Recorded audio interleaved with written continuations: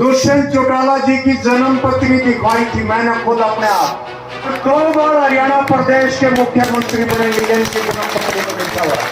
उसमें हम इकट्ठा होकर के हमारे युवा नौजवान भाई दुष्यंत चौटाला जी को हरियाणा प्रदेश का हम मुख्यमंत्री बना सके, हरियाणा प्रदेश का हम मुख्यमंत्री बना सके। देखिए, जनता ही ज्योतिष है और जो जनता ने हमारे माननीय प्रधानमंत्री जी, माननीय मुख्यमंत्री जी की जो नीतियाँ, जो योजनाएं हैं, उन पर मोहर लगाने का काम किया है। और जो नीतियाँ योजनाएं हैं उनसे प्रभावित होकर हर एक आदमी की जुबान पे है कि अगली बार भी भारतीय जनता पार्टी की सरकार बनेगी। पता है, आपने भी पता है, जो दूसरी पार्टियां उसमें कुछ नहीं बचा है, सिर्फ टांग खिंचाई के और जो ग्रुप बने हुए हैं, पार्टीबाजियां बनी हुई हैं, मुंह पे कुछ है अंदर कुछ है। तो हर एक पार्टियों में इस तरह का माहौल है, किसी को कहीं जाने का रास्ता नहीं मिला हुआ है। अगर आज मजबूत पार्टी है तो भारतीय जनता पार्टी है। और आज सब देखिए, अच्छी बात है, हमारे सहयोगी दल हैं और जिन्होंने इसमें आस्था जताई है, मैं उनको भी बधाई देती हूँ। अपना मन है, जहाँ जिसका दिल करे वो जा रहा है। तो मैं तो अपनी पार्टी की और अपनी बात करती हूँ। मैं दावे के साथ कहती हूँ कि सिर्फ बात भारतीय जनता पार्टी की सरकार बनेगी। तो इस प्रदेश के ये जल्दी ही आदरणीय मुख्यमंत्री जी समय देंगे तो इस नवनिर्मित जो यहाँ पर सचिवालय कलायत के अंदर बना है उसका उद्घाटन आदरणीय मुख्यमंत्री बनेगा।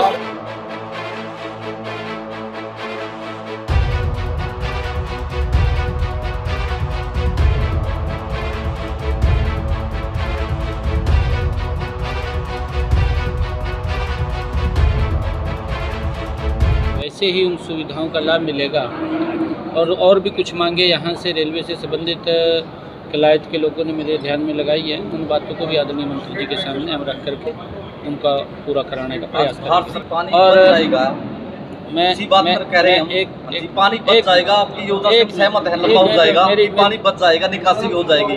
जो नुकसान हुआ है, देखिए, सांसद जी सीधे शब्दों में चाहते हैं कि जो प्रभावित किसान हैं उनको मुआवजा मिलेगा या नहीं, सांसद जी उसकी वकालत करते हैं क्या नहीं?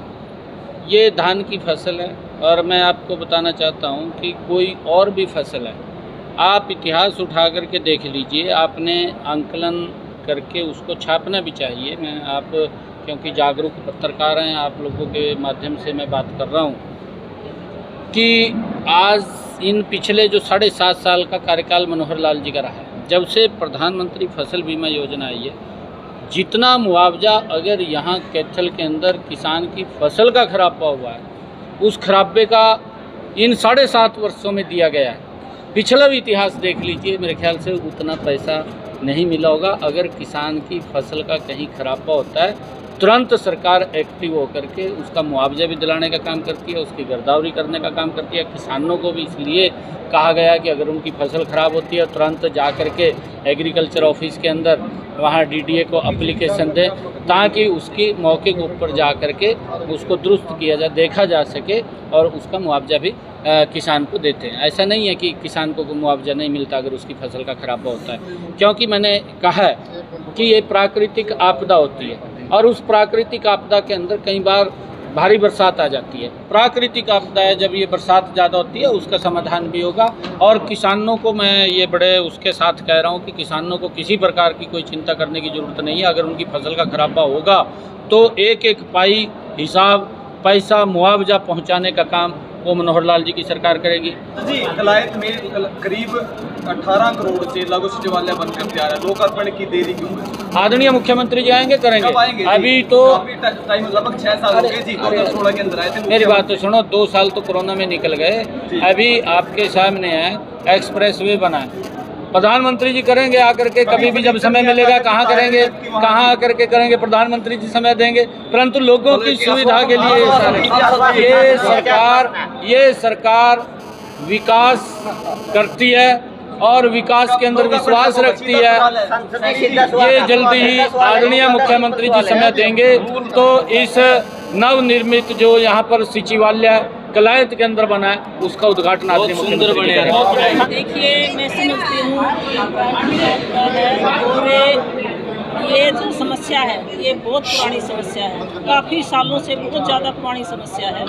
इसके जो निकासी का था, अभी निकासी नहीं हो रही, उसको लेकर STP तो यहाँ पर बना हुआ था, तो निकासी नहीं थी। तो मैंने अभी बताया है जो निकासी का है, इसमें अभी माननीय मुख्यमंत्री जी ने जो प्रोजेक्ट अप्रूव किए हैं, अभी निकाले हैं 2-4 दिन पहले, तो ये 15 करोड़ और 83 लाख की लागत से जो अमीन ड्रेन में ये निकासी होनी है और 17 किलोमीटर की लंबी जो दायरे की ये पाइपलाइन दबेगी, तो ये जल्दी ही 2024 से पहले ये बन के तैयार हो जाएगा और निकासी यहाँ की होगी, लोगों को इसकी निजात मिलेगी। मंत्री जी, देखिए मैंने ये बताया जी, ये बहुत पुरानी समस्या है, ये आज की समस्या नहीं है और बरसात किसी के हाथ में नहीं है, कभी ज़्यादा हो जाती है, कभी कम हो जाती है, तो लगातार बारिश ज़्यादा हो रही है। ये समस्या सारे हरियाणा की है, ना कि हमारी विधानसभा की। फिर भी मुझे बड़ी चिंता है अपनी विधानसभा कलायत की और बड़ी दिखते फसलें खराब होने लग रही हैं। इसको लेकर अधिकारियों को भी आदेश निर्देश दिए गए हैं, जाके जितना भी हो ज़्यादा से ज़्यादा इसका पानी की निकासी का समाधान करें और माननीय मुख्यमंत्री जी खुद इसका जायज़ा ले रहे हैं। कल भी मैंने बताया, उनका फ़ोन आया और उन्हें आज चीफ को यहाँ पर भेज रखा है, अभी जाकर हर एक गाँव का जायज़ा लें कि कहाँ इसकी निकासी हो सके, उसका निकासी का प्रावधान कराने का। मंत्री जी ने बड़ा अहम यहाँ एक बिंदु रखा, बड़ी अहम बात यहाँ कही कि तीसरी बार फिर मनोहर लाल खट्टर जी प्रधानमंत्री बनेंगे और नरेंद्र मोदी जी को बताएगा प्रधानमंत्री बने। ये कमलेश डांडा जी की भविष्यवाणी है या ज्योतिष विद्या का आप यह उल्लेख कर रहे हैं? देखिए, जनता ही ज्योतिष है और जो जनता ने हमारे माननीय प्रधानमंत्री जी, माननीय मुख्यमंत्री जी की जो नीतियाँ, जो योजनाएं हैं, उन पर मोहर लगाने का काम किया है और जो इन नीतियाँ योजनाएं हैं उनसे प्रभावित होकर हर एक आदमी की जुबान पे है भी अगली बार भी भारतीय जनता पार्टी की सरकार बनेगी और बिल्कुल बनेगी। आप सब ने पता है, आपने भी पता है, जो दूसरी पार्टियां उसमें कुछ नहीं बचा है, सिर्फ टांग खिंचाई के और जो ग्रुप बने हुए हैं, पार्टी बाजियाँ बनी हुई हैं, मुंह पे कुछ है अंदर कुछ है। तो हर एक पार्टियों में इस तरह का माहौल है, किसी को कहीं जाने का रास्ता नहीं मिला हुआ है। अगर आज मजबूत पार्टी है तो भारतीय जनता पार्टी है और आज सबसे बड़ी पार्टी देश की भारतीय जनता पार्टी, और मैं दावे के साथ कहती हूँ, आप इससे यहाँ पर उपस्थित, तीसरी बार अवश्य भारतीय जनता पार्टी की सरकार बनेगी। मंत्री जी, आपके सहयोगी दल के लोग आए थे, आपके गांव चंदाना में कार्यक्रम हुआ था, विधानसभा गाँव चंदाना, वो लोग दूसरी बार दुष्यंत चौटाला को मुख्यमंत्री बनने की भविष्यवाणी करते हैं।